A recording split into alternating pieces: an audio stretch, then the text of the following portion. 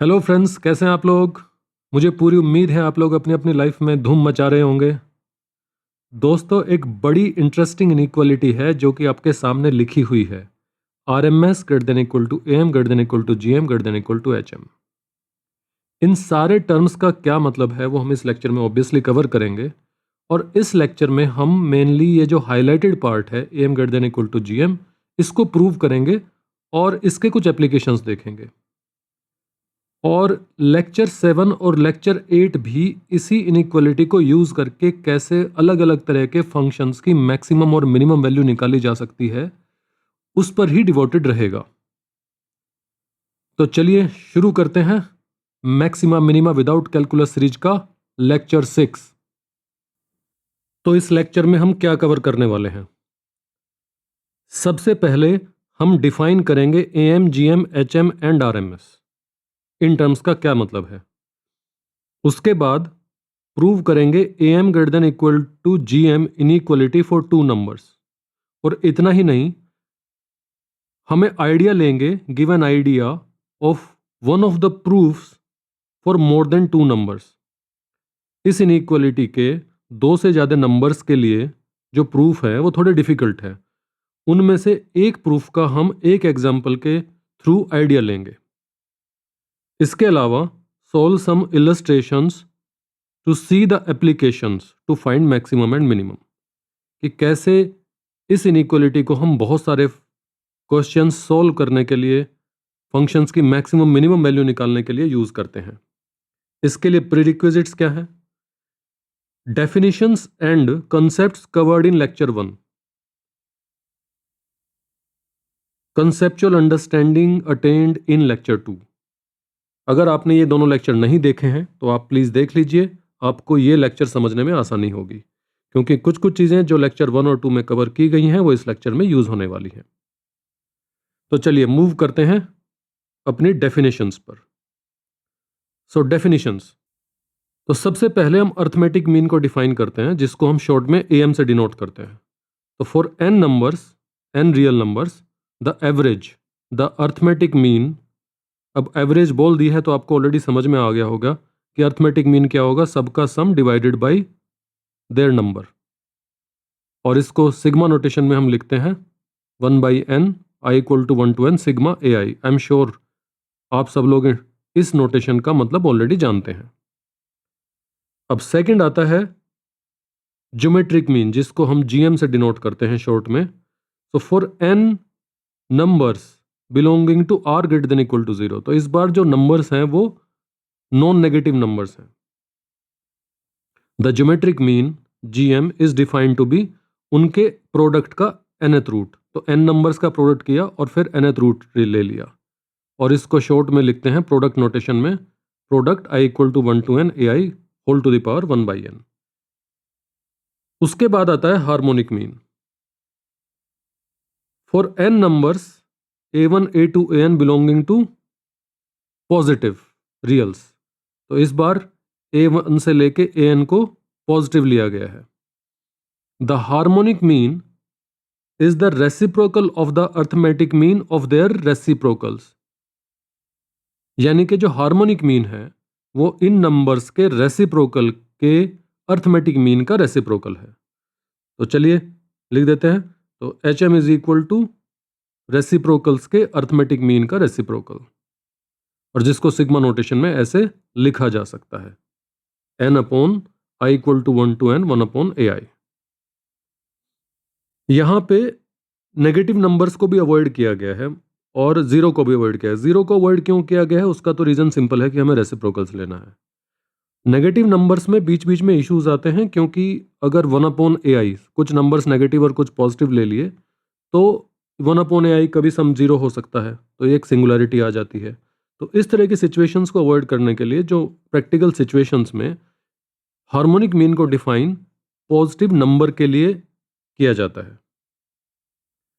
उसके अलावा जो नेक्स्ट है वो है हमारा रूट मीन स्क्वायर, जिसको हम आरएमएस से डिनोट करते हैं। अब फिर से n नंबर्स जो कि रियल नंबर्स हैं, the root mean square also known as the quadratic mean, इसको हम क्वाड्रेटिक मीन भी बोलते हैं, इज डिफाइंड एज इसको ये कैसे डिफाइन किया जाता है? देखो, रूट मीन स्क्वायर, तो this is root of mean of squares of the number. तो इसी को लिखा है the square root of the arithmetic mean of their squares. तो स्क्वायर्स के अर्थमेटिक मीन का रूट। तो आर एम एस इज, पहले स्क्वायर्स का अर्थमेटिक मीन लिया और उसके बाद उसका रूट ले लिया, और इसको अगेन सिग्मा नोटेशन में ऐसे लिखा जा सकता है। दोस्तों, दोनों ही अर्थमेटिक मीन और ज्योमेट्रिक मीन, जो कि इस लेक्चर का मेन फोकस है, दोनों की ही एक बाउंडिंग प्रॉपर्टी होती है जो आमतौर पे बुक्स में मिसिंग होती है, और ये प्रॉपर्टी ओलंपियाड लेवल के क्वेश्चंस को सॉल्व करने में काफ़ी यूजफुल होती है। तो चलिए समझते हैं कि बाउंडिंग प्रॉपर्टी कहती क्या है। तो for any N real numbers A1 से लेके AN तक, जो अर्थमेटिक मीन है इन नंबर्स का, वो ग्रेटर देन इक्वल टू होगा इनके नंबर्स के मिनिमम से, और लेस देन और इक्वल टू होगा इन नंबर्स के मैक्सिमम से। यानी कि जो अर्थमेटिक मीन है वो नंबर्स के मिनिमम और नंबर्स के मैक्सिमम के बीच में सैंडविच होगा। और इक्वलिटी कब होल्ड करेंगी? इक्वलिटी होल्ड करेंगी जब ये सारे के सारे numbers in the set are identical, यानी कि सारे के सारे नंबर्स इक्वल होंगे। या आप देख सकते हैं, अगर इक्वल पुट करोगे, सारे नंबर्स अगर इक्वल हो जाएंगे तो मिनिमम क्या होगा? वही नंबर होगा। मैक्सिमम क्या होगा? वही नंबर होगा। और ये अर्थमेटिक मीन भी वही नंबर आ जाएगा। तो तीनों नंबर इक्वल हो जाएंगे। अब ज्योमेट्रिक मीन के लिए भी सेम चीज होल्ड करती है for any set of N non negative real numbers. फिर से जो ज्योमेट्रिक मीन है वो फिर से सैंडविच होगा मिनिमम से और मैक्सिमम से। यहां पे भी इक्वलिटी कब होल्ड करेगी? जब सारे के सारे नंबर्स इक्वल होंगे। तो equality holds if and only if all the numbers in the set are identical, यानी कि सारे के सारे नंबर इक्वल। तो चलिए एक बार प्रूफ देख लेते हैं। प्रूफ्स। सो सबसे पहले हम इनके मिनिमम और मैक्सिमम को एक नोटेशन दे देते हैं। सो स्मॉल m हम इनका मिनिमम डिफाइन कर लेते हैं और कैपिटल M इनका मैक्सिमम डिफाइन कर लेते हैं। सो अगर आपने लेक्चर 1 अटेंड किया है तो मैक्सिमम और मिनिमम की डेफिनेशन से ही हम बोल सकते हैं कि हर एक नंबर मिनिमम से तो बड़ा होगा और मैक्सिमम से छोटा होगा, और this is true for all i 1 से लेके n तक। अब दोस्तों, मैं दो नंबर के लिए देखो, अगर मैं ये लिखूं कि A1, आपका एक नंबर A1 है, वो आपका M और M के बीच में है। दूसरा नंबर A2 भी आपका M और M के बीच में है। तो अगर मैं इन दोनों इन इक्वेशंस को अगर मैं ऐड कर दूं तो क्या मिलेगा आपको? 2m लेस और equal to A1 plus A2 less और इक्वल टू 2m। तो यानी कि हमारे पास अगर ये दो इनइक्वलिटी हैं तो हम दोनों को ऐड कर सकते थे। तो ठीक इसी तरीके से हमारे पास यहाँ पे ये n इनइक्वलिटीज हैं, तो हम इन n इनइक्वलिटीज को ऐड करेंगे। तो वही हम करने जा रहे हैं। सो फॉर am हम इन इनइक्वलिटीज को पहले ऐड करेंगे। तो सारी इनइक्वलिटीज हमारे पास ये हैं, i की वैल्यू अलग अलग लेते जाएंगे तो ये अलग अलग इनइक्वलिटी बनती जाएगी। अगर हम इन सबको ऐड करेंगे तो m n टाइम्स ऐड होगा, तो उसका सम आ जाएगा n टाइम्स m, और इन सब का सम क्या आ जाएगा? A1 से लेके AN तक का सम, और इधर n टाइम्स कैपिटल M। अब n से, चूंकि वो एक नेचुरल नंबर है, उससे हम डिवाइड कर सकते हैं पूरी इनइक्वलिटी को, तो आपकी इनइक्वलिटी बन गई जो कि रिक्वायर्ड थी। तो यहां से बड़ी आसानी से ये प्रूफ हो गया। अब जीएम के लिए भी सिमिलर प्रैक्टिस हम यूज करेंगे। तो फिर से सारी इनइक्वलिटीज हमने लिख दी i इक्वल टू 1 से लेके n तक। तो ये सारी की सारी इनइक्वलिटीज हैं। अब इंटरेस्टिंग बात यह है, क्योंकि ये सारे के सारे नंबर नॉन नेगेटिव हैं, तो इनका जो मिनिमम और मैक्सिमम होगा वो भी नॉन नेगेटिव होगा। अब चूंकि both sides are non negative, तो ये आपने लेक्चर 2 में देखा था कि जब नंबर्स नॉन नेगेटिव होते हैं तो we can actually multiply them the inequalities. So हम मल्टीप्लाई कर दिया हमने, तो m को अगर हम n टाइम्स मल्टीप्लाई करेंगे तो m to the power n आएगा, और लेसर इक्वल टू A1 से लेके n तक, और capital M to the power n। अब क्योंकि both sides are non negative तो हम nth रूट ले सकते हैं, तो आपका ज्योमेट्रिक मीन आपका सैंडविच हो गया मिनिमम और मैक्सिमम के बीच में। इक्वलिटी कब होल्ड करेगी? ऑब्वियसली जब सारे इक्वल होंगे और m और कैपिटल M के इक्वल होंगे। ठीक है, तो ये दोनों ही जो बाउंडिंग प्रॉपर्टीज हैं ये काफी स्ट्रेट फॉरवर्ड हैं प्रूव करनी, लेकिन ये यूजफुल बहुत हैं। चलिए अब मूव करते हैं सबसे पहले am greater than equal to gm के प्रूफ पर। तो लेट अस स्टेट दिस। तो for any two non negative real numbers, दोनों के दोनों नॉन नेगेटिव हैं, तो उनका जो अर्थमेटिक मीन है वो ग्रेटर देन इक्वल टू होता है उनके ज्योमेट्रिक मीन से। और इक्वलिटी कब होल्ड करती है? जब आप दोनों को इक्वल रख देंगे तो ये इक्वल हो जाएंगे, अर्थमेटिक मीन और ज्योमेट्रिक मीन दोनों ही इक्वल हो जाएंगे। तो equality holds if and only if a equal to b। अब इसको n नंबर्स के लिए अगर हम जनरलाइज करके लिखें तो for n non negative real numbers a1 से लेके an तक ग्रेटर देन इक्वल टू 0, तो ये arithmetic mean is greater than equal to their geometric mean. Equality again will hold when a1 से लेके an तक सारे नंबर्स इक्वल हो जाएंगे। अब हम, जैसा कि मैंने प्रॉमिस किया था कि ए पार्ट को हम प्रूव करेंगे। इनफैक्ट मैं आपको ए पार्ट के दो प्रूफ दूंगा, एक अलजेब्राइक और एक ज्योमेट्रिक। बी पार्ट का हम जनरल प्रूफ नहीं करेंगे, लेकिन बी पार्ट का 5 नंबर्स के लिए प्रूफ कैसे प्रोसीड करेगा ये आइडिया लेंगे। जनरल प्रूफ के लिए एक डेडिकेटेड वीडियो बनाऊंगा जिसमें दो प्रूफ मैं अलग अलग दूंगा उसके, एक इंडक्शन से फॉरवर्ड बैकवर्ड इंडक्शन, और दूसरा जो आइडिया हम इस लेक्चर में लेने वाले हैं एक वो आइडिया यूज करके, उसको स्मूथिंग आइडिया बोलते हैं। तो चलिए अब मूव करते हैं ए पार्ट के अलजेब्राइक प्रूफ पर। सो द प्रूफ्स, तो ए पार्ट का सबसे पहले द अलजेब्राइक प्रूफ, दोनों के दोनों नंबर हमारे नॉन नेगेटिव हैं। सो दिस इंप्लाइज जो हमारा रूट ए और रूट बी होंगे वो जो है हमारा रियल नंबर होंगे, और दैट विल इम्प्लाई कि जो रियल नंबर की क्लोजर प्रॉपर्टीज है कि दोनों का डिफरेंस जो है वो भी एक रियल नंबर होगा। और दैट इम्प्लाइज कि अगर कोई रियल नंबर है तो उसका जो स्क्वायर है वो हमेशा नॉन नेगेटिव होगा। ये हमने लेक्चर 2 या 3 में प्रूव किया था। नाउ हमें पता है कि ये जो डिफरेंसेस का जो स्क्वायर है वो नॉन नेगेटिव है। अब इस होल स्क्वायर को अगर मैं ओपन कर दूं तो root A square minus 2 root A root B square greater than equal to 0। अब root A into root A B होगा यहां पे, क्योंकि यहां पे दोनों नंबर नॉन नेगेटिव हैं। देखिए ये हमेशा ट्रू नहीं होता। Root A into root B को रूट ए बी होने के लिए at least one of them must be non negative. यहां पे root A into root A B के इक्वल होगा क्योंकि दोनों के दोनों नॉन नेगेटिव नंबर्स हैं। सो रूट ए स्क्वायर हमारा ए हो गया, तो हम इसको बिंदास रूट ए बी लिख सकते हैं, और ये हमारा बी हो गया और ग्रेटर देन इक्वल टू 0 हो गया।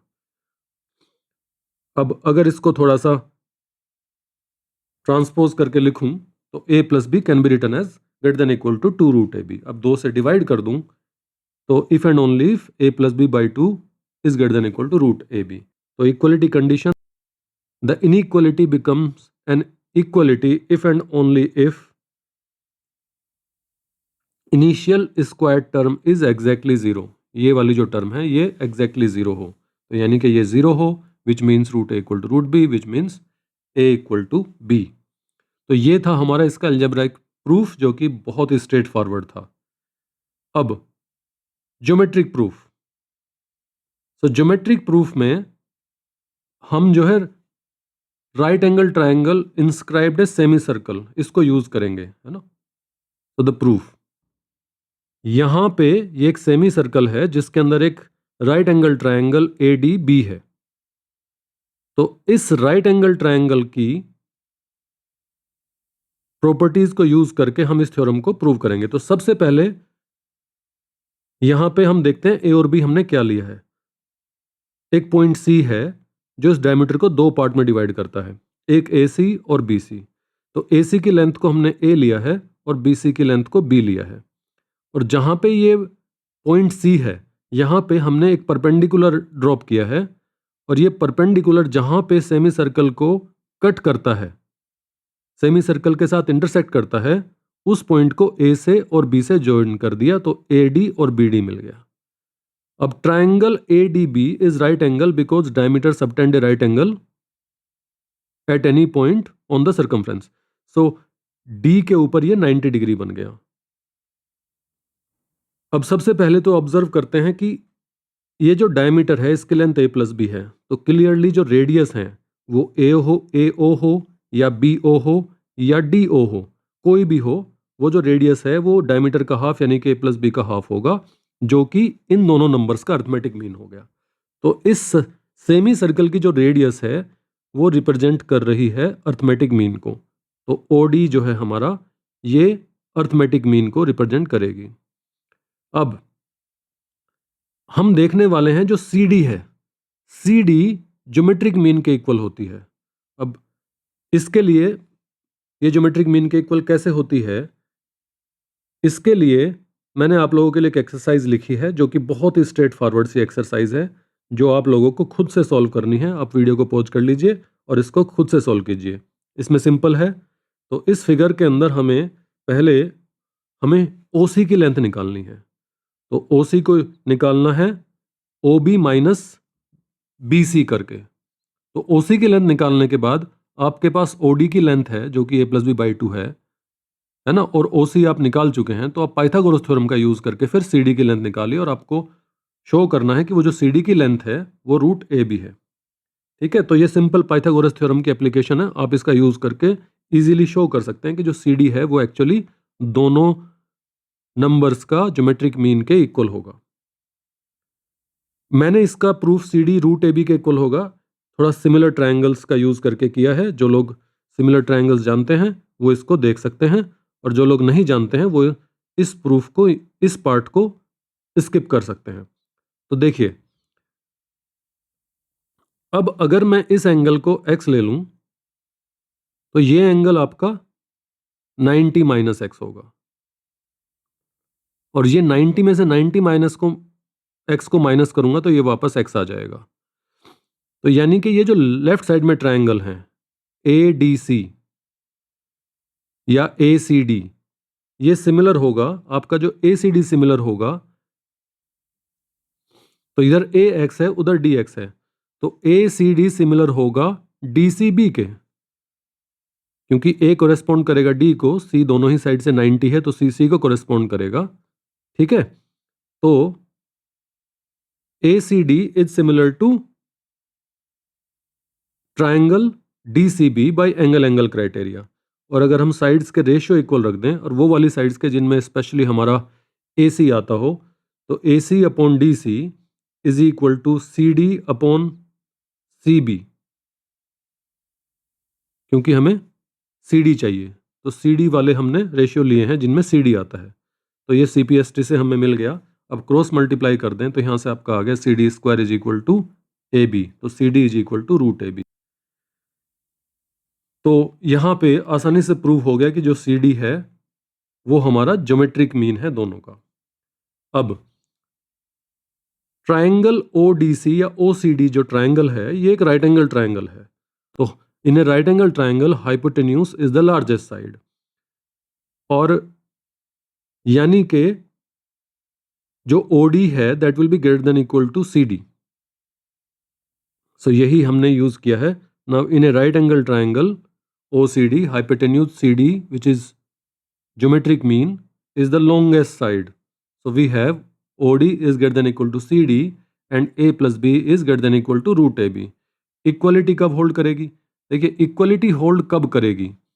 जब CD OD कब इक्वल होंगे? जब C O के ऊपर आ जाएगा। जैसे जैसे C O की तरफ जाएगा वैसे वैसे CD ये पॉइंट इधर मूव करेगा, तो वैसे वैसे जो CD की लेंथ है वो OD के नज़दीक आती जाएगी, और जब C O पे पहुंच जाएगा तो ये दोनों कोइंसाइड कर जाएंगे, यानी कि CD एग्जैक्टली OD के इक्वल हो जाएगा। तो यहां से क्लियर है कि इक्वलिटी कब होल्ड करेगी? जब C O के ऊपर होगा, यानी कि A और B दोनों इक्वल हो जाएंगे। तो इक्वलिटी कंडीशन, तो clearly CD is equal to OD if and only if A equal to B। तो ये ज्योमेट्रिक प्रूफ है इसका। उम्मीद है कि आप लोगों को समझ में आ गया होगा। फेयरली इजी है, बहुत डिफिकल्ट प्रूफ नहीं है। प्रूफ देख लेने के बाद अब बारी है कुछ एप्लीकेशंस की। तो चलिए शुरू करते हैं अपने फर्स्ट इलस्ट्रेशन से। तो let X Y belongs to R positive be such that X Y is equal to C. So हमारे पास तीन नंबर्स हैं एक्स वाई एंड सी, जिसमें एक्स वाई वेरिएबल है और एक्स वाई का जो प्रोडक्ट है वो सी कांस्टेंट है। For a comma b belongs to R greater than equal to 0, find the minimum value of a x plus b Y.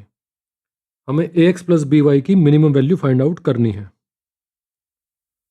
Solution, applying A M G M inequality to the non negative terms a x and b y. तो हमने जो दो numbers हैं a x और b Y, इन पे arithmetic mean is greater than equal to geometric mean apply करते हैं। तो इनका ज्योमेट्रिक मीन अगेन प्रोडक्ट का स्क्वायर रूट होगा। तो अब 2 से मल्टीप्लाई कर दिया तो ये आपका ये आ गया, और एक्स वाई की वैल्यू सी है तो A x plus B Y greater than equal to 2 root A B C आ गया, जहां पे हमने यूज किया है X Y equal to C को। सो अब 2 root A B C A x plus B का लोअर बाउंड हो गया। अब इक्वलिटी कब होल्ड करेगी? जब A X equal to B Y होगा। तो चूंकि हमें पता है इक्वलिटी होल्ड करेगी, तो इसको हम बोल सकते हैं the minimum value is 2 root A B c. The equality भी बताना पड़ेगा कि कहाँ होल्ड करेगी, और इक्वलिटी होल्ड करेगी जब A X equal to B Y होगा। और A X equal to B Y को यूज करके हम एक्स और वाई की एग्जैक्ट वैल्यूज निकाल सकते हैं कि एक्स और वाई की क्या वैल्यू होंगी जब ये दोनों नंबर्स इक्वल होंगे। तो हमें पता है कि एक्स वाई जो है वो हमारा सी है। तो हम क्या करते हैं, हम एक्स की वैल्यू निकालने के लिए दोनों तरफ एक्स से मल्टीप्लाई कर देते हैं। तो if and only if a x square is equal to b x y. ये क्यों किया? क्योंकि हमें पता है एक्स वाई की जगह पे हम सी पुट कर सकते हैं, तो सीधा एक्स की वैल्यू निकल आएगी। और ठीक इसी तरीके से वाई की वैल्यू निकालने के लिए हम वाई की मल्टीप्लाई कर देते हैं दोनों तरफ, तो ये हमें इक्वेशंस मिल गई। अब इफ एंड ओनली इफ यहाँ से आप इजीली एक्स स्क्वायर की वैल्यू निकाल सकते हैं और यहाँ से वाई स्क्वायर की वैल्यू निकाल सकते हैं, और if and only if x और वाई की वैल्यू आप लिख सकते हैं। तो अब आपको ये पता है कि ये जो 2 रूट ए बी सी है ये सिर्फ लोअर बाउंड ही नहीं है, एक्स की इन वैल्यूज पे ये फंक्शन अपने लोअर बाउंड के इक्वल भी हो जाता है, इसलिए ये इसकी मिनिमम वैल्यू है। तो आप देख रहे हैं कि काफी स्ट्रेट फॉरवर्ड था यूजिंग द इनइक्वालिटी।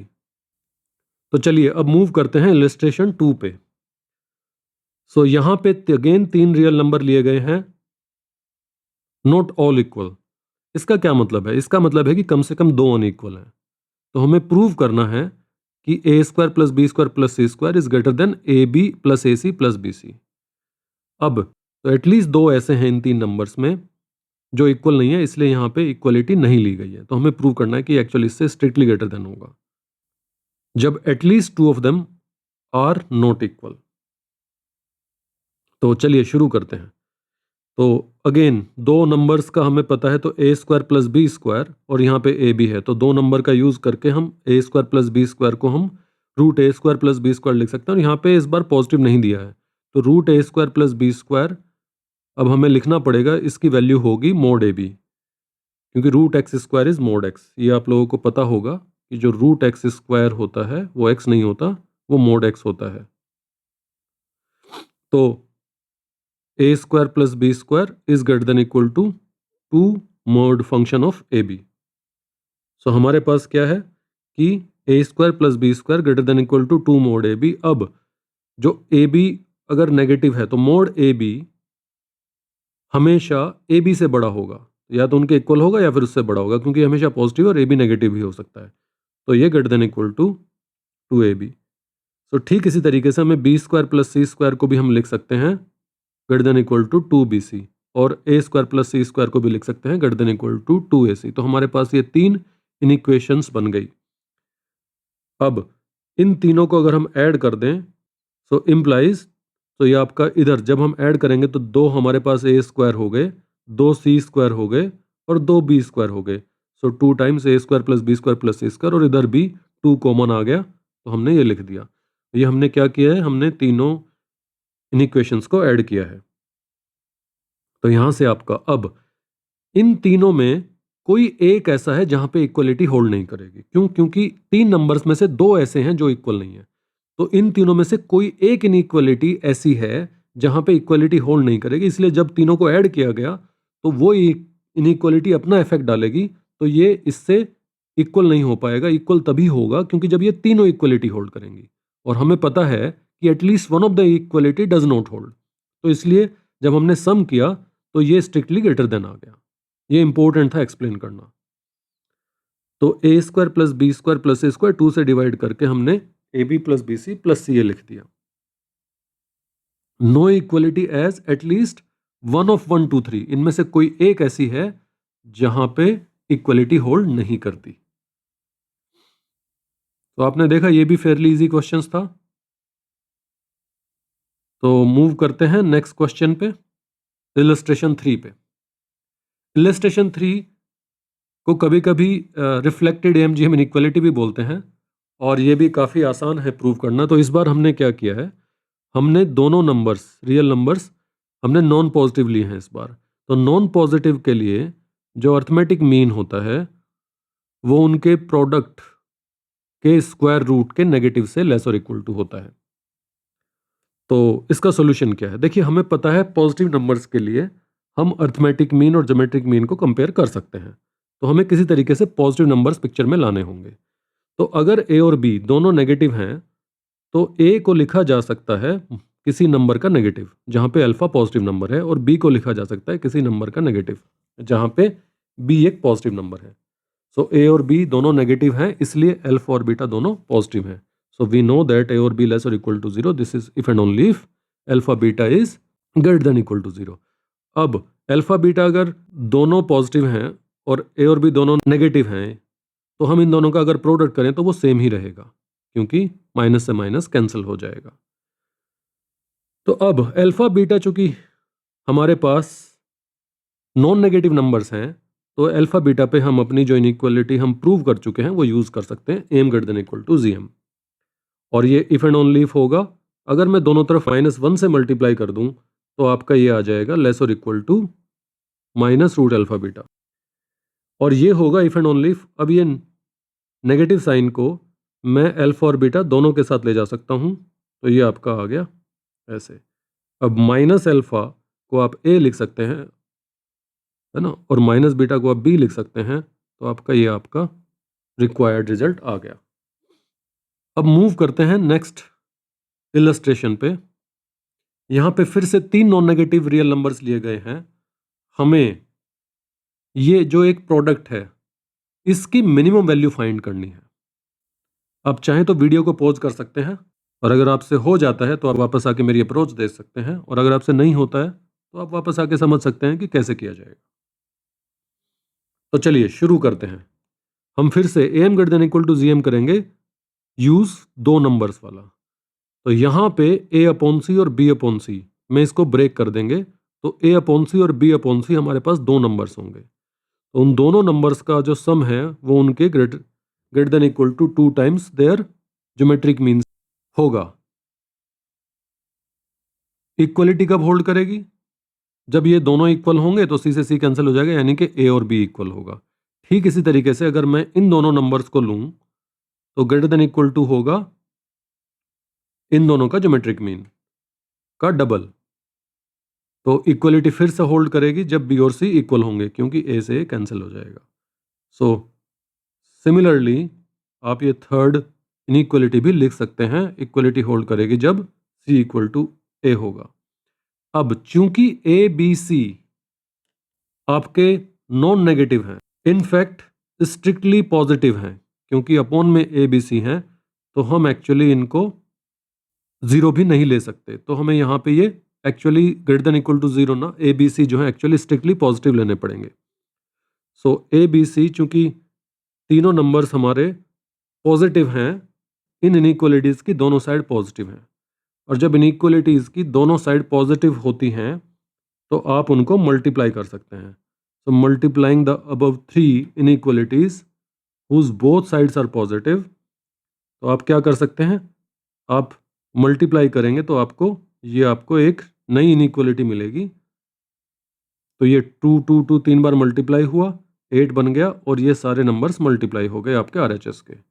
अब जो RH रूट के अंदर जो नंबर्स हैं RHS में, ये सारे के सारे एक दूसरे को कैंसिल करके 1 हो जाएंगे और रूट 1 ही होता है। तो यू विल गेट कि ये जो प्रोडक्ट है ये आपका ग्रेटर देन इक्वल टू 8 आ जाएगा। और इक्वलिटी कहाँ होल्ड करेगी? जब A इक्वल टू B होगा, B इक्वल टू C होगा और C इक्वल टू A होगा। जब ये तीनों इक्वलिटी होल्ड करेंगी तो A equal to B equal to C होगा। तो यहाँ से हमें पता चल रहा है कि 8 सिर्फ लोअर बाउंड ही नहीं है, 8 जो है इस एक्सप्रेशन का मिनिमम वैल्यू भी है, क्योंकि इक्वलिटी होल्ड कर रही है। So minimum of this is actually 8 attainable at A equal to B equal to C। So आपने देखा कि ये भी आपका फेयरली इजी एप्लीकेशन है। बस अगर आप ये थोड़ा सा देख लो कि किन नंबर्स पे एक्चुअली अर्थमेटिक मीन और greater than equal to geometric mean apply करना है। जो मैंने प्रॉमिस किया था कि आपको AM greater than equal to GM more than 2 numbers के लिए मैं आइडिया दूंगा, तो इसको स्मूथिंग प्रूफ आइडिया बोलते हैं। तो चलिए शुरू करते हैं। So let's demonstrate the idea with an example. How can we prove AM greater than equal to GM for more than 2 numbers. तो जो एग्जाम्पल है अब हम 5 नंबर लेते हैं। Consider a set of 5 numbers. तो हमें प्रूव करना है कि इन 5 नंबर्स का जो अर्थमेटिक मीन है वो इनके ज्योमेट्रिक मीन से बड़ा होगा। तो फर्स्ट चलिए इनका AM कैलकुलेट कर लेते हैं। तो इनका जो अर्थमेटिक मीन होगा उसको A से डिनोट करते हैं, बार बार AM कौन लिखेगा। तो इनका अर्थमेटिक मीन हमने इनका सम डिवाइडेड बाय 5 और इनका सम करेंगे तो आपका 50 आएगा और डिवाइडेड बाय 5, तो इनका जो अर्थमेटिक मीन है वो आपका 10 आ गया। अब वी नीड टू शो कि ये जो अर्थमेटिक मीन है ये इनके ज्योमेट्रिक मीन से बड़ा है। इसका क्या मतलब है कि हमें शो करना है कि अगर मैं दोनों तरफ की पावर 5 कर दूं तो हमें ये शो करना है, और इन अदर वर्ड्स हमें शो करना है कि ये जो प्रोडक्ट है ये लेस और equal to A to the power 5 है। ये हमें शो करना है। अब ये शो करने के लिए हम हर स्टेप पे, इसमें कई सारे बार बार स्टेप्स आएंगे अभी आप देखेंगे, तो हर स्टेप पे हमें क्या करना है, इन नंबर्स का सबसे छोटा नंबर की जरूरत पड़ने वाली है और सबसे बड़े नंबर की जरूरत पड़ने वाली है। तो हर स्टेप पे हम सबसे छोटे नंबर को स्मॉल m से डिनोट कर लेते हैं और कैपिटल M से सबसे बड़े नंबर को डिनोट कर लेते हैं। So at each step let small m be the minimum of the numbers and capital M be the maximum of the numbers. हम क्या करेंगे कि इस सेट के जो मिनिमम और मैक्सिमम हैं इन दोनों नंबर्स को रिप्लेस करेंगे। We shall replace small m and capital M यानी कि मिनिमम और maximum by arithmetic mean and m plus m minus a, यानी कि मिनिमम प्लस मैक्सिमम में से अर्थमेटिक मीन को माइनस करके जो आएगा उससे रिप्लेस करेंगे। तो मिनिमम और मैक्सिमम को उनके अर्थमेटिक मीन यानी कि 19 प्लस 1 20/2 10, तो 19 और 1 का जो अर्थमेटिक मीन है 10, और इनके डिव प्लस में से मैक्सिमम प्लस मिनिमम के प्लस में से 20 में से अर्थमेटिक मीन यानी कि 10 को माइनस करके जो नंबर आएगा तो जो कि 10 ही आएगा से रिप्लेस करेंगे। तो m और m को हम a से अर्थमेटिक मीन से और m plus m minus a से रिप्लेस करेंगे। अब ये रिप्लेसमेंट हम क्यों कर पा रहे हैं इसको समझना जरूरी है। ये ऐसे कुछ भी तो रिप्लेस नहीं कर सकते ना। तो एक बात नोटिस करने वाली है कि इन दोनों का जो सम है, इन दोनों का जो सम है मिनिमम और मैक्सिमम का, वो जो सम होगा वो इन दोनों के सम के इक्वल होगा। तो जो नए नंबर हम रिप्लेस कर रहे हैं, पहली बात तो वो इस टोटल सम को चेंज नहीं कर रहे, क्योंकि जो दो नंबर हमने रिप्लेस किए हैं उनका सम जिन नंबर से रिप्लेस किए हैं उनके सम के इक्वल है। तो टोटल सेम है। तो अगर टोटल सेम है तो यानी कि अर्थमेटिक मीन भी सेम है। तो 19 प्लस 120 को अगर मैं 10 और 10 से रिप्लेस करूं तो सम अभी भी 20 है, तो टोटल सम अभी भी 50 ही होगा। तो इसलिए ये रिप्लेसमेंट से एक अच्छी बात यह है कि हमारा अर्थमेटिक मीन इज इनवेरिएंट। सो जो अर्थमेटिक मीन है वो चेंज नहीं होता इस रिप्लेसमेंट से, तो doesn't change the arithmetic mean. तो एग्जाम्पल में देख लेते हैं इसको कैसे चेंज नहीं होता। तो अर्थमेटिक हमारा 10 है and at the very first step m की वैल्यू 1 है और कैपिटल M की वैल्यू 19 है, ये मिनिमम और ये मैक्सिमम।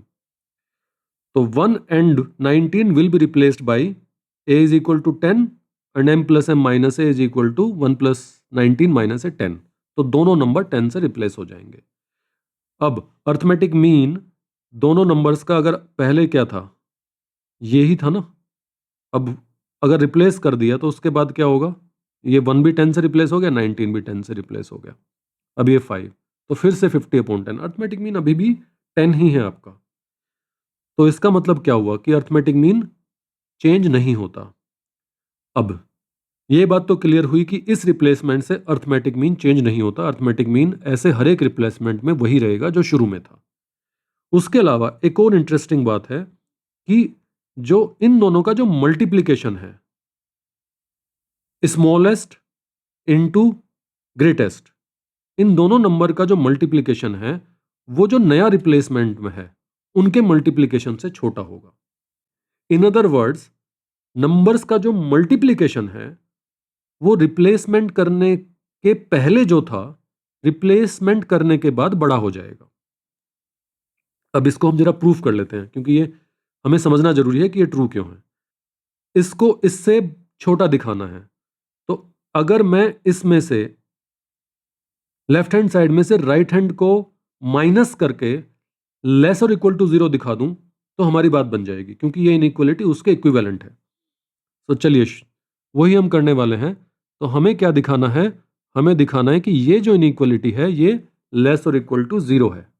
अब जिसको जरा सिंप्लीफाई करते हैं, मल्टीप्लाई करते हैं, तो ए की ए में मल्टीप्लाई की तो आपका ए स्क्वायर आया और माइनस माइनस प्लस हो गया तो प्लस ए स्क्वायर आ गया, और m प्लस एम में a की मल्टीप्लाई करी तो minus M plus M times a आ गया, और ये आपका प्लस mm आ गया। अब ये आप अच्छे से जानते हैं कि इसको फैक्टराइज किया जा सकता है a minus small m into a minus capital M। अब बाउंडिंग प्रॉपर्टी से हम ये जानते हैं कि जो a होता है वो एक सैंडविच होता है बिटवीन स्मॉलेस्ट एंड ग्रेटेस्ट। इन दोनों के बीच में ये a सैंडविच होता है। तो अगर a m से बड़ा है, यानी कि a स्मॉल m से बड़ा है, तो ये वाली क्वांटिटी हो गई पॉजिटिव या नॉन नेगेटिव, और a अगर इससे छोटा है तो ये वाली क्वांटिटी क्या हो गई, नेगेटिव। तो इन दोनों का जो प्रोडक्ट होगा वो क्या होगा, लेस और इक्वल टू 0 होगा, विच एस्टेब्लिशेस आवर स्टेटमेंट कि जो प्रोडक्ट है वो रिप्लेसमेंट करने से पहले छोटा होगा रिप्लेसमेंट करने के बाद से। अब इसका फायदा क्या है, इसका फायदा क्या है कि हर एक रिप्लेसमेंट से जो हमारा ज्योमेट्रिक मीन टोटली प्रोडक्ट पे डिपेंडेंट होता है, क्योंकि प्रोडक्ट का ही nth रूट ज्योमेट्रिक मीन होता है, तो प्रोडक्ट का ही यहाँ पे 5th रूट ज्योमेट्रिक मीन होगा। तो हर एक स्टेप पे हमारा ज्योमेट्रिक मीन बढ़ता जा रहा है। ठीक है, तो चलिए अब हम थोड़ा इस एल्गोरिदम को रन करते हैं, हर एक स्टेप पे थोड़ा शुरू करते हैं ये रिप्लेसमेंट। तो लेट्स रन द एल्गोरिदम। तो सबसे पहले हम सबकी मल्टीप्लाई करते हैं। तो मल्टीप्लाई किया तो सबसे छोटे नंबर को रिप्लेस किया एम ए से, ए जो है दोनों का 10 है और 19 प्लस 1 20 माइनस है यानी कि 10 से, तो दोनों नंबर 10 से रिप्लेस हो गए। तो ये दोनों 1 और 19 10 और 10 से रिप्लेस हो गए, तो ये आपके बचे हुए नंबर्स आए। अब तो ये लेस और इक्वल टू होगा, क्यों, क्योंकि ये रिप्लेसमेंट करने के बाद जो मल्टीप्लिकेशन है वो बड़ी होगी रिप्लेसमेंट करने से पहले मल्टीप्लिकेशन से, और अर्थमेटिक मीन इन नंबर का और इन नंबर का सेम है। अब आगे बढ़ते हैं फिर से। अब सबसे छोटा नंबर क्या है यहाँ पे 4 और सबसे बड़ा नंबर 15। इन दोनों को रिप्लेस करना है, एक तो अर्थमेटिक मीन से 10 से, और 15 प्लस 4 19 माइनस 10 9 से। तो इन दोनों को रिप्लेस कर दिया हमने, एक को 9 से और एक को 10 से, और ये दोनों ऑलरेडी 10 थे, और बचा यहाँ पे ये नंबर 11।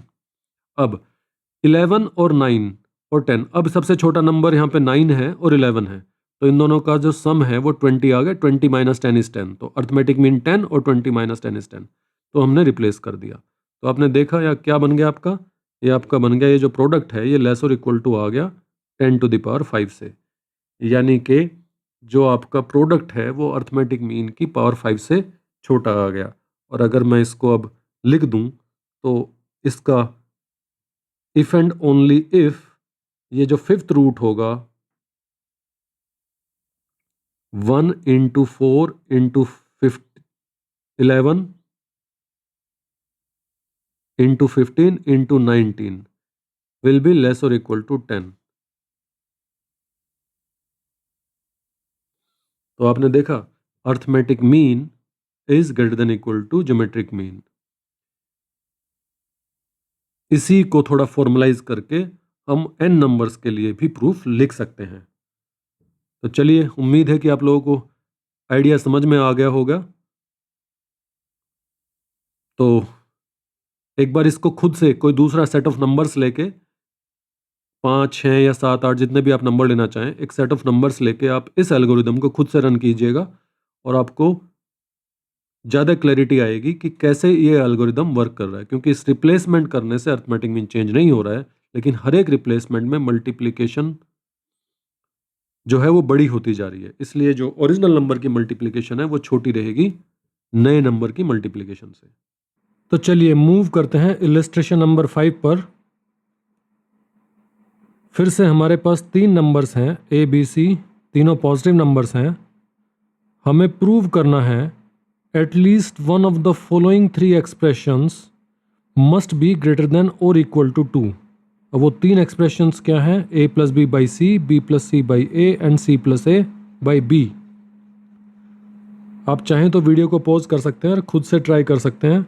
अगर आपसे हो जाता है तो आप मेरी अप्रोच देखने वापस आ सकते हैं, और अगर नहीं होता है तो आप ये समझने वापस आ सकते हैं कि कैसे किया जाएगा। तो सॉल्यूशन, तो देखिए यहाँ पे हमारे पास 3 नंबर हैं। अगर हम किसी तरीके से इसके अर्थमेटिक मीन को 2 से बड़ा दिखा दें तो हमें ये पता है बाउंडिंग प्रॉपर्टी से कि इन तीनों नंबर में जो सबसे बड़ा नंबर होगा वो अर्थमेटिक मीन से बड़ा होगा, तो हमारा काम बन जाएगा। तो चलिए हम इन तीनों नंबर्स का अर्थमेटिक मीन कैलकुलेट करते हैं और देखते हैं कि हम क्या कर सकते हैं। अर्थमेटिक मीन तो 1/3 तीनों नंबर्स का सम, ये हमारा अर्थमेटिक मीन हो गया। अब इन नंबर्स को अगर मैं a बाई सी और b बाई सी करके अलग अलग लिख दूं तो ये हमारे पास 6 नंबर्स आ गए। अब इंटरेस्टिंग बात यह है कि इन 6 नंबर्स का जो प्रोडक्ट होगा वो 1 होगा, क्योंकि न्यूमरेटर में 2 a हैं तो डिनोमिनेटर में भी 2 a हैं। न्यूमरेटर में 2 b हैं तो डिनोमिनेटर में भी 2 b हैं, और न्यूमरेटर में 2 c हैं तो डिनोमिनेटर में भी 2 c हैं। तो अब ये जो 6 नंबर्स हैं इनका जो अरिथमेटिक मीन है वो इनके ज्योमेट्रिक मीन से ग्रेटर देन और इक्वल टू होगा। तो ये जो सम है ये 6 टाइम्स ज्योमेट्रिक मीन से बड़ा होगा। So this is greater than equal to 1/3, तो 6 times 6th root of the product of those numbers, the geometric mean of those 6 numbers. अब चूंकि ये जो प्रोडक्ट है ये 1 है तो this is equal to 2 times 6th root of 1। So यहां से हमें मिल गया कि am greater than equal to 2, और हमें ये पता है by the bounding property of am by proposition second a कि maximum of these 3 numbers will be greater than or equal to arithmetic mean of these 3 numbers। और अभी अभी हमने देखा जो अर्थमेटिक मीन है that is greater than equal to 2। So यहाँ से प्रूव हो गया कि इन तीनों का जो मैक्सिमम है, यानी कि जो इनमें से ही एक होगा, तो हमने प्रूव कर दिया कि at least one of the 3 original numbers must be greater than और इक्वल टू 2। और इक्वलिटी कहाँ होल्ड करेगी? इक्वलिटी होल्ड करेगी जब ये तीनों नंबर इक्वल होंगे। आई होप आप लोगों को अच्छे से समझ में आ गया होगा।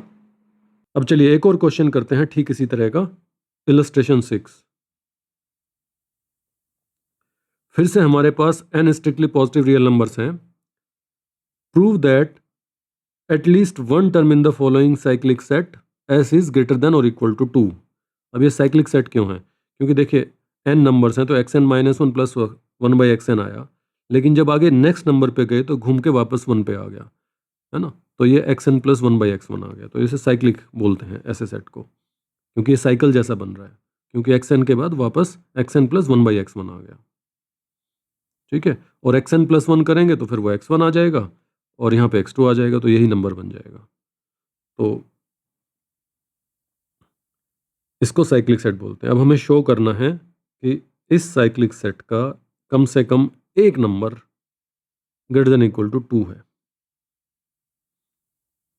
तो ये तो समझ में आ रहा है कि कुछ किसी तरीके से इनके इन नंबर्स के अर्थमेटिक मीन को या ज्योमेट्रिक मीन को अगर हम 2 से बड़ा दिखा दें तो ये जो नंबर्स हैं, ये नंबर्स का जो मैक्सिमम होगा वो भी 2 से बड़ा हो जाएगा, जैसे हमने पिछले इलस्ट्रेशन में किया था। तो क्या कर सकते हैं इस बार? इन दोनों का रेसिप्रोकल जैसा कुछ है कि अगर इन सब की मल्टीप्लाई करें, इस नंबर की और ये आपको 2n नंबर जो मिलेंगे, अगर इन सारे नंबर्स की मल्टीप्लाई करें तो 1 आएगा। तो पहले एक काम करते हैं, चलिए दो दो नंबर्स का अर्थमेटिक मीन देखते हैं पहले। तो first apply AM greater than equal to G M inequality for each individual term, दो दो नंबर्स पे। तो हमें पता है कि x one into one by x i plus one, तो ये x i plus one by x i plus one, कोई भी ये लिया x two plus one by x three या कोई भी हो, तो इसको हम लिख सकते हैं greater than equal to 2 times x i by x i plus one, इन दोनों नंबर का प्रोडक्ट। और ये ट्रू है फॉर ऑल आई, और क्लियरली जहाँ पे एक्स एन प्लस वन का मतलब एक्स वन है, ये शुरू में हमें क्लियर है। अब चूंकि बोथ साइड्स पॉजिटिव हैं, क्योंकि ये सारे नंबर्स पॉजिटिव हैं, तो बोथ साइड पॉजिटिव हैं, तो हम इन इक्वलिटीज़ को मल्टीप्लाई कर सकते हैं, है ना? तो मल्टीप्लाई कर दिया और फिर हम उसके बाद nth रूट भी ले लेंगे। तो multiply all n such inequalities together and then taking the root of the nth root of the both side. तो ये जो हमारे नंबर्स हैं, इन सब को हमने मल्टीप्लाई किया, LHS greater than equal to आ गया, RHS में भी ये मल्टीप्लिकेशन हो जाएगी। और अगर nth रूट लें दोनों साइड का, तो ये आपका nth रूट आपका आ गया, तो ये आप nth रूट में ये ग्रेटर देन इक्वल टू आपका 2 आ गया। अब ये जो nth रूट है, this is the geometric mean of these all numbers. तो यहाँ से हमें पता चल गया कि जो ज्योमेट्रिक मीन है वो ग्रेटर देन इक्वल टू 2 है। सो नाउ तो जो मैक्सिमम ऑफसेट है वो क्या होगा? इस ज्योमेट्रिक मीन से बड़ा होगा, which is greater than equal to. तो हमारा स्टेटमेंट प्रूव हो गया। तो उम्मीद करता हूँ आप लोगों को काफ़ी क्लैरिटी आ गई होगी कैसे इन सब को प्रूव करना है। सो नेक्स्ट लेक्चर में हम क्या कवर करने वाले हैं, एक बार वो भी देख लेते हैं। What's on the table for the next lecture. So हम जो M greater than equal to G M है, इसको यूज़ करके एक थ्योरम डिराइव करेंगे जिसको बहुत सारे फंक्शंस की मैक्सिमम और मिनिमम वैल्यू निकालने के लिए डायरेक्टली यूज़ किया जा सकता है।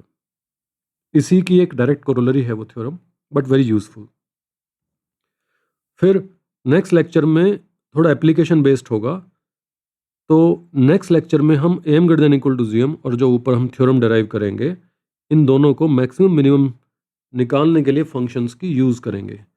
और ऐसा हो सकता है कि चूंकि इनके एप्लीकेशंस बहुत ही इंटरेस्टिंग और बहुत ही वास्ट हैं, बहुत तरह के फंक्शंस को मैक्सिमम मिनिमम वैल्यूज़ को बहुत आसानी से निकाला जा सकता है, तो नेक्स्ट लेक्चर में हो सकता है मैं मिनिमम पे ही ज़्यादा फोकस करूं और उससे नेक्स्ट लेक्चर में मैक्सिमम पे ज़्यादा फोकस करूं। तो नेक्स्ट लेक्चर में हम इसकी फर्स्ट डेराइव्ड थ्योरम यूज़ करेंगे और उससे नेक्स्ट लेक्चर में हो सकता है हम एक और नेक्स्ट डेराइव्ड थ्योरम यूज़ करें। तो don't miss the next lecture as you will feel truly empowered after the next lecture.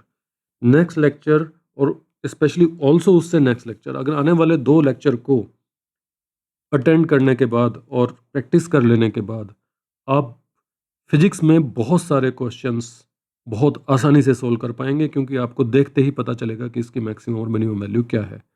और ठीक इसी तरीके से मैथ्स में आप बहुत आसानी से आपको आइडिया लग जाएगा क्वेश्चन को देखते ही कि इसकी मैक्सिमम वैल्यू क्या होगी या नहीं होगी। तो you will be able to save your self time and energy और इनइक्वालिटीज़ की आपको दिखनी शुरू हो जाएगी। जो ओलंपियाड में जो इनइक्वालिटीज़ के क्वेश्चन आते हैं उसमें भी आपको बहुत सारी हेल्प मिलने वाली है।